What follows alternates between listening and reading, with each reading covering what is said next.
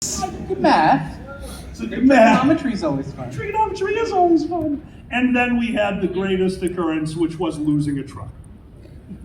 First squared, year 4, the stuff person who was driving the truck, there was only 3 people with access to the truck. Myself, our lead of logistics, and the truck driver, part of logistics. And I was told by the hotel that the truck was in an inopportune spot. I needed to move it. Of course I will, no problem. Where do you want me to move it? They put me in a weird area. It fit, it's fine. I forgot to tell the logistics team.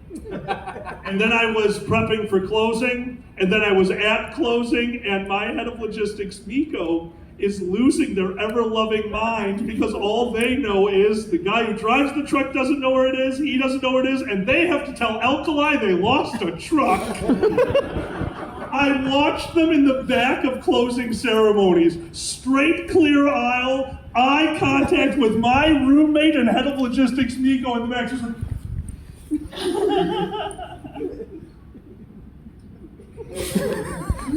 stop closing ceremonies. I let them take over. Goes like, I lost the truck. I moved the truck in back of closing ceremonies. Thank God no one saw it. He looks at me and goes, I deserve that. Thank you. He goes and gets the truck. Okay, thank God. I mean, could be worse. Didn't a certain one of the 2 largest conventions in the world had a truck incident? We don't have an AC staff member here, but I know you know the story. I do. They if you drive, you know those rumble strips on the road? Sound really cool sometimes. They help you wake up, right?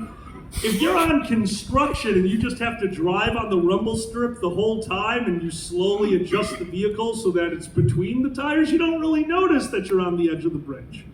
Front tire of IndyFurCon's truck went off the road entirely, and we could not get the truck back onto the road without tow help. Always a good time. All right, Nikki, you've been on this panel for a while. It's been a while. Quite a bit. Yeah. Nikki, Yes. regale us with a tale! Yeah, I know it's harder when I just don't. Yeah, you gotta go through all of them. That's how you know somebody who's been on a board of directors too long. You're like, tell us a convention war story, and their brain shuts down. It's not that they can't think of one. Have you ever taken Ambient and have a dream where every dream ever tries to get into your brain at the same time? That's what you just saw with Nikki and all the horrible things that happen at conventions. It's annoying too because I had one earlier and I was like, I need to go and tell it and You'll never remember when you sit down. pass. You remember one, you tell me when you're ready. Des, I love a good water feature. Which one? The one at IFC? IFC's water. Okay, IFC's water feature. So, we've been back at the Sheraton. We were there, and it was, I want to say, Saturday morning.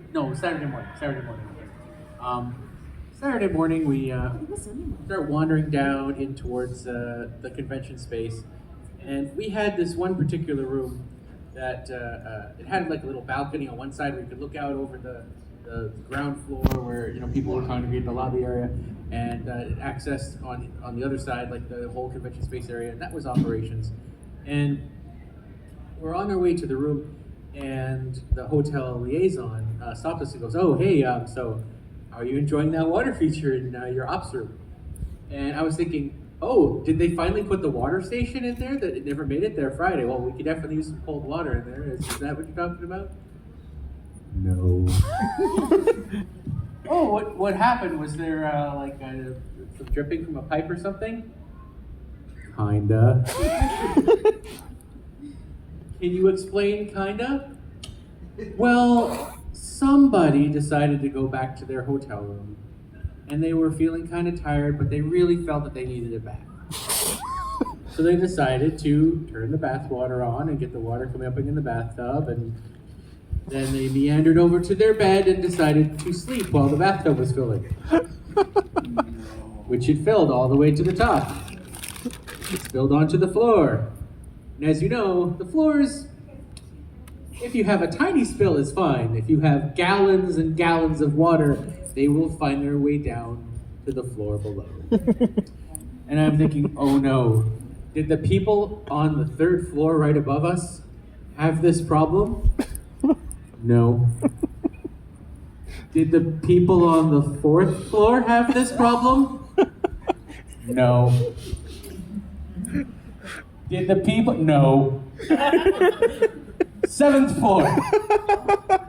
So much water over the course of the night. Get down to the sixth, fifth, fourth, third, second ops room.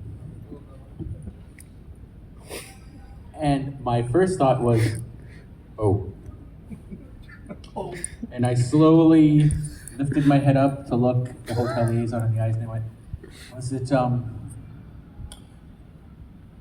one of ours?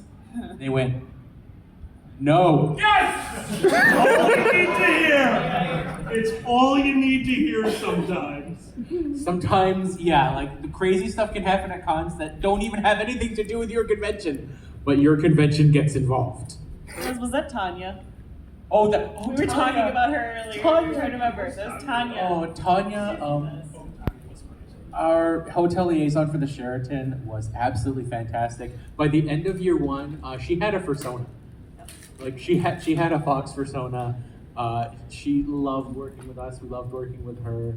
Like she was the best part of working with the Sheraton. Like she was fantastic. Those are always the best. We had one 2018, 2017, somewhere in there. Our hotel liaison at the Marriott, she put on a Husky tail. She had a blast. It was adorable.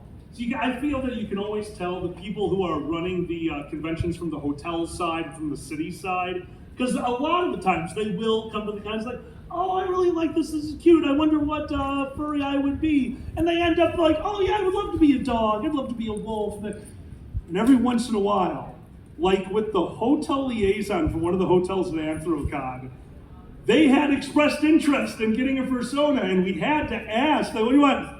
I believe their response was something along the lines of, oh, I think something like squirrel eyes and raccoon ears, and I want a lemur tail. I'm like, you are a furry. You're just a furry. You get this shit. That's all I wanted to hear.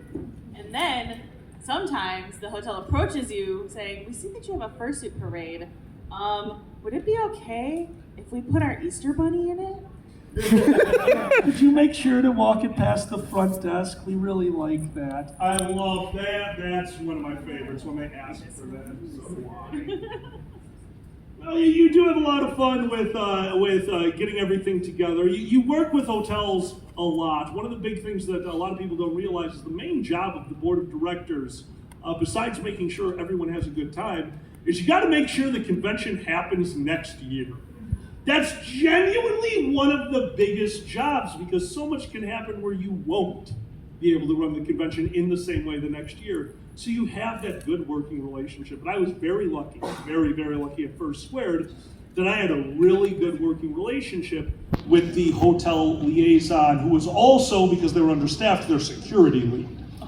Oh no, it was only 2 years in this and they finally, it was a job. So when I got pulled out of a panel year 2 of First Square to my head of security giving me one of those. Go over to the elevator, my head of security leaves because the hotel liaison had said, I'm going to take care of this with alcohol. And just alcohol. And it took me until we reached the 4th floor to realize why. Because when the elevator doors opened to my 4th floor of a 6th-floor hotel, it was like The Shining, but with weed smoke. The doors opened and it fell into the elevator, and I was impressed. I'm like, oh, is everyone on this floor smoking weed? He looks right at me and goes, no, and walks me down the hallway to a door that looks like somebody is pumping fog out from underneath it. So fun fact, if you didn't go to college and you didn't learn this one, the towel that goes under your door has to be wet. Also don't smoke in your hotel room, but at least use a wet towel. Oh my, I was ready to kill him.